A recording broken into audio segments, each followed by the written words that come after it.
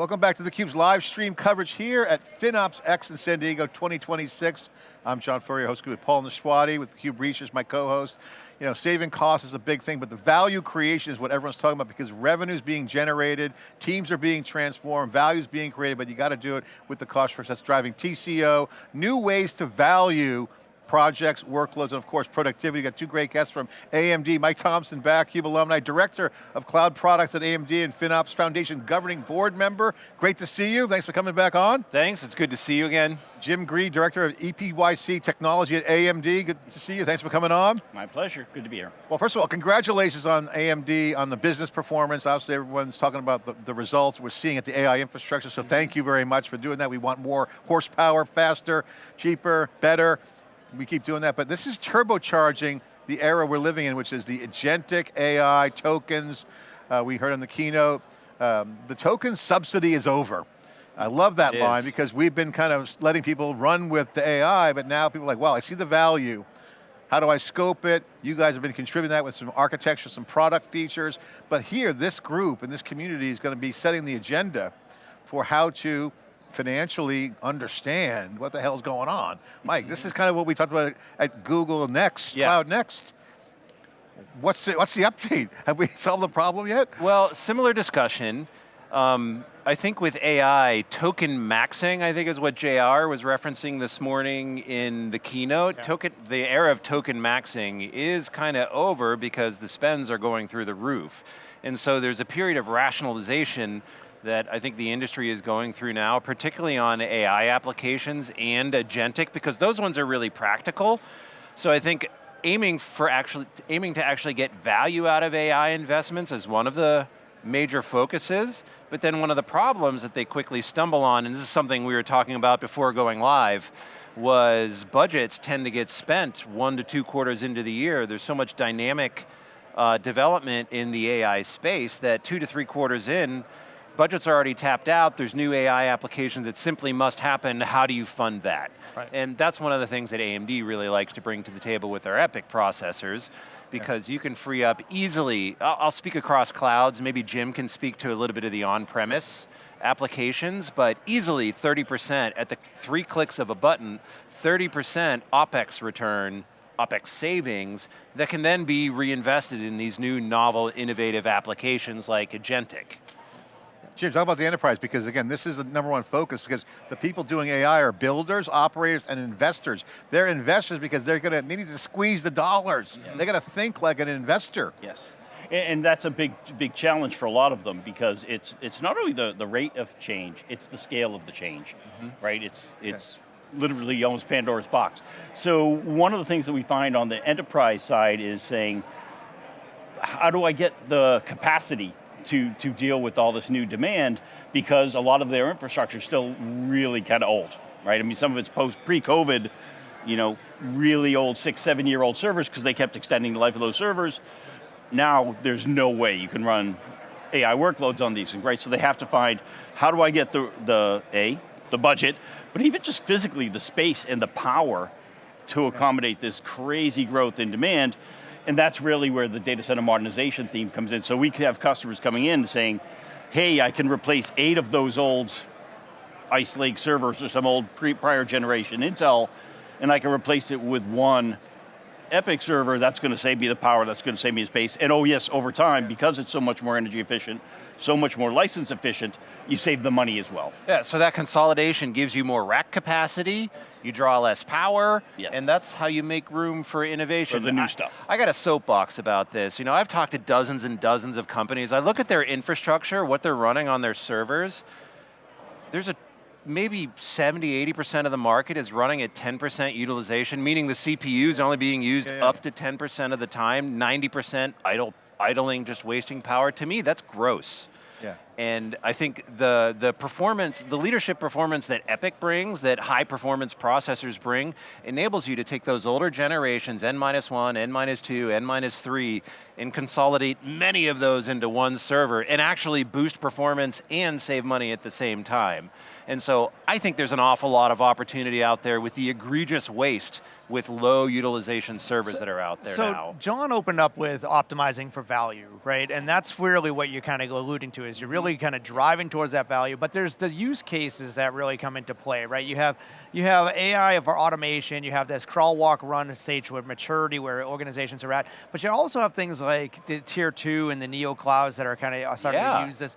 But a lot has to do with AI and data sovereignty in some issues, in some cases. So talk a little bit about that. How do you optimize for value when you're talking about these different use cases across, on-prem and in the cloud, hybrid infrastructures and such? So to me, having the commonality of that infrastructure across an on-prem versus a cloud-based infrastructure, and across multiple cloud-based infrastructures really gives you the ability to address and pivot to almost any one of, I have a sovereignty concern, or I have a performance concern, I have a cost concern, I have a availability. You really have a lot of tools in the toolbox if you have a consistent infrastructure across all of those, and it allows you to put the workloads where it's most cost effective, or where it's legally required, or any of those other kind of drivers for the business discussion. Having that capability is super important. Yeah. I love having you guys on because you got the cloud and on-prem, and one of the things we've been saying is on theCUBE, our AI factory narrative, on the app dev side with cloud native, we've been talking about the same thing. Hybrid cloud won. So you have a distributed computing, true distributed computing environment. Okay, great. There's no debate on that. But now the data center is exploding because of the diversity to bring in the kind of optimization with AMD and others. You can run stuff on-prem and do the cloud. So the cloud's not going away. As long as you're running on x86, that's true. On ARM, it is not. Okay. There's no on-prem ARM solution, realistically. So if you want to have a reasonable hybrid environment, you're not going to run x86 one place and ARM the other. That's just too difficult to manage. It doubles the resources. Operationally defeats the purpose. Explain the consequences and scope the impact of that. Explain, this is a very important point. x86 was defined to be basically a compatibility standard so that there can be multiple suppliers supplying these compute platforms. You can migrate between Intel and AMD and any other x86 supplier pretty much at the push of a button. When you bring an alternate architecture in there like ARM, and especially because a lot of the CPUs that are available now on ARM are highly proprietary to each one of the hyperscalers. Well, I love working with the hyperscalers and all. Those are proprietary platforms where your applications get stuck on an island. You don't have any other choice to go somewhere else to flex your workloads and find the right place to land them. This is kind of one of Jim's talking points. You like to call it flexing your workloads. Yes. If you're on x86 on-prem, you have a single pane of glass to manage it all, and literally spilling over into cloud or bursting into cloud is the push of a button. If you try to do that between ARM and x86, you got to recompile everything, have a whole different environment. So in my opinion, hybrid environments beg for a single architecture. I mean, there can be multiple architectures, but you want to be running the same architecture on-prem and cloud. All right, so explain the impact to the ops team, because that push of a button and the EPYC example are great examples of how you can optimize. If I have ARM, what's the cost to me? Time, time, people. A lot of people now will say, a recompile isn't that big a deal. AI can actually do it for me and simplify my life. Yes, but most IT practitioners will tell you, it's not the port that takes the time, it's the maintenance and supporting it and keeping track. And there's no world where keeping track and building 2 to 3 to 4 instances of the same thing is more efficient than one. It's a silo and more staff. So more staff, it's a TCO more staff. issue. Yeah.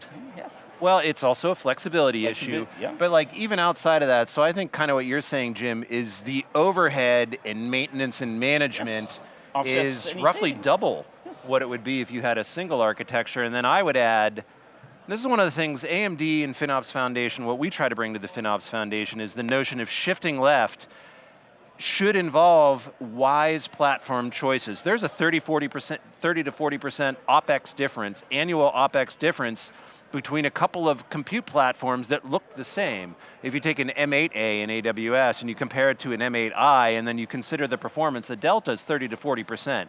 A lot of folks don't consider that nowadays, and particularly when you're landing the applications, making those wise choices up front is better.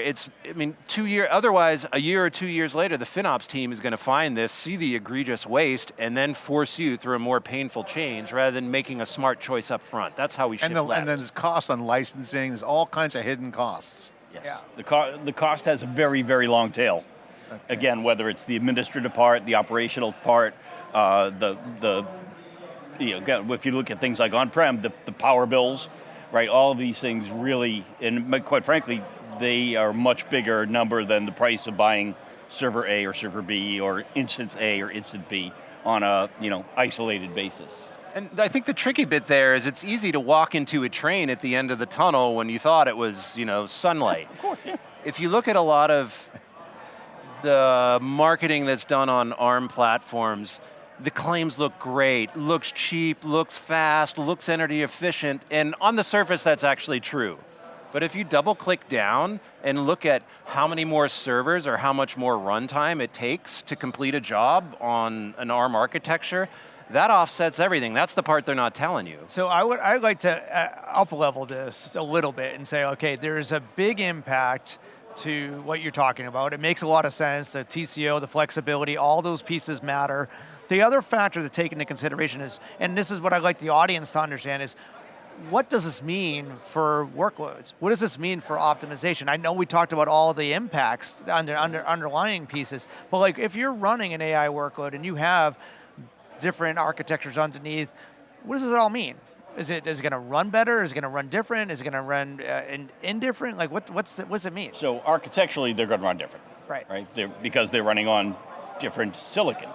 The key thing here is how do you operationalize that difference, right? So can you build the orchestration that's going to place the right workload in the right environment, right? You have an SLA, you've got some other type of requirement. How do you make sure that environment is going to give you what you need for that workload?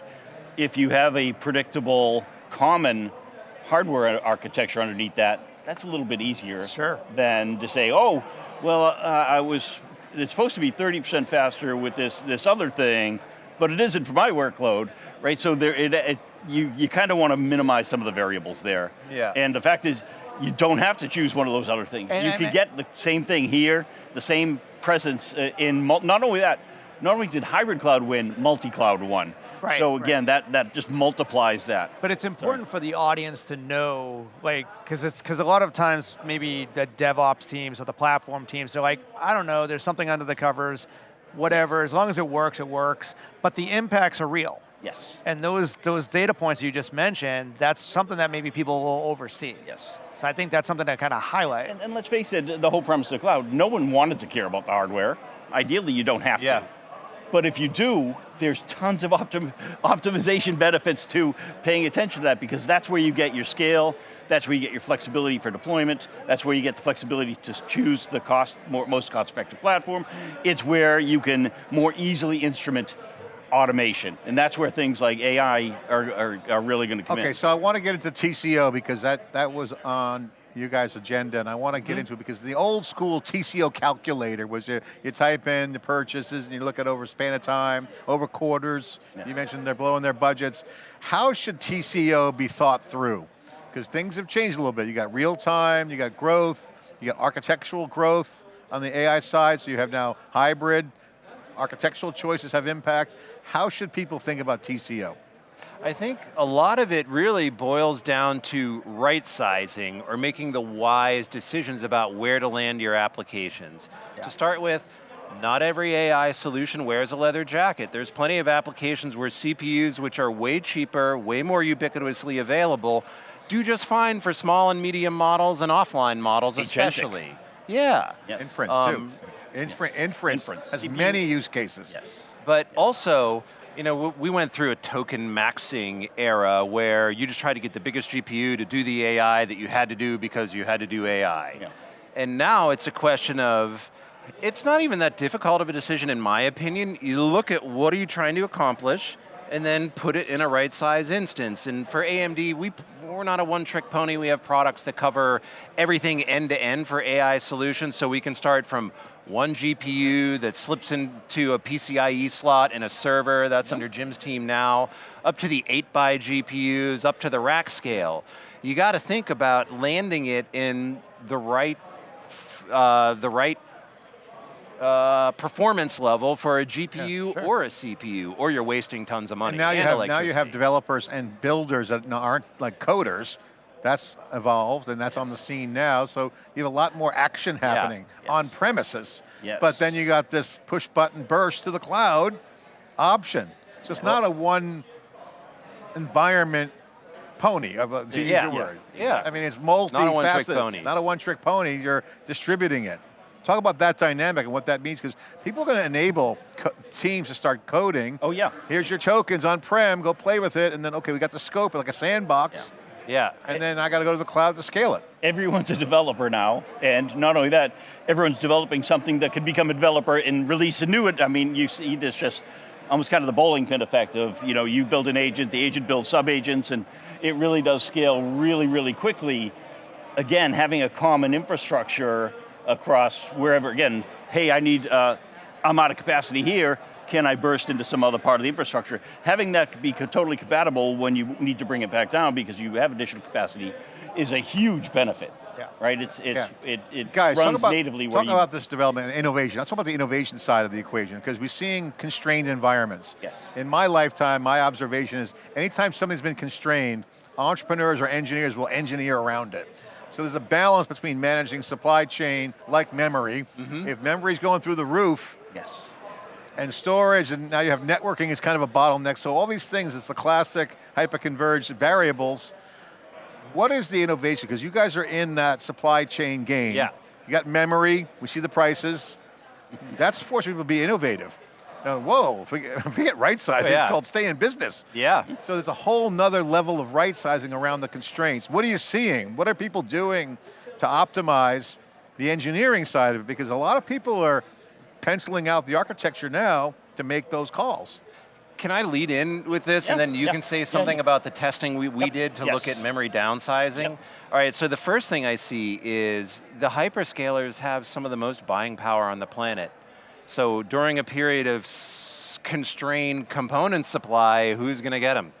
So I see a lot of enterprises who otherwise would have had loads of buying power, unable to source either the memory or the servers at all, or at the price point that they can manage. So I see a lot of them going to the cloud to take advantage of the sourcing there. And then there's another right sizing thing, right sizing for memory, and you guys did a bunch of testing to look at downsizing memory. One of the things that we're finding is, you got to kind of break muscle memory.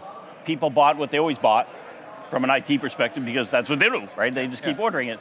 We're really trying to drive more awareness in the market about saying, there's probably a vast amount of over-provisioning because at times memory's cheap and cheerful and you just put the same amount, take it all in. Put it all everywhere, that way I can put any workload anywhere. But the real thing is, there's a lot of applications that aren't incredibly memory sensitive.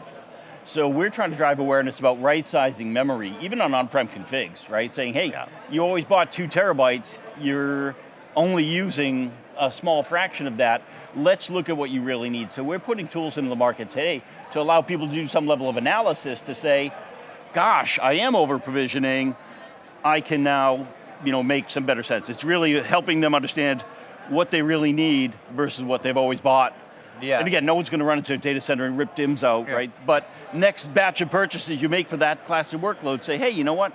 I can buy less memory. Mindset and muscle memory basically don't think the old way. Think the new way. And this environment is just totally challenging everybody on that. What's the new way of thinking? How would you describe the new mindset if you had to break and kind of train everyone with one swing of the bat? To me, it's how do we not only forget our muscle memory, but how do we reacclimate to the world of 10x, right? Because our needs are changing, not incrementally now, it's going exponentially.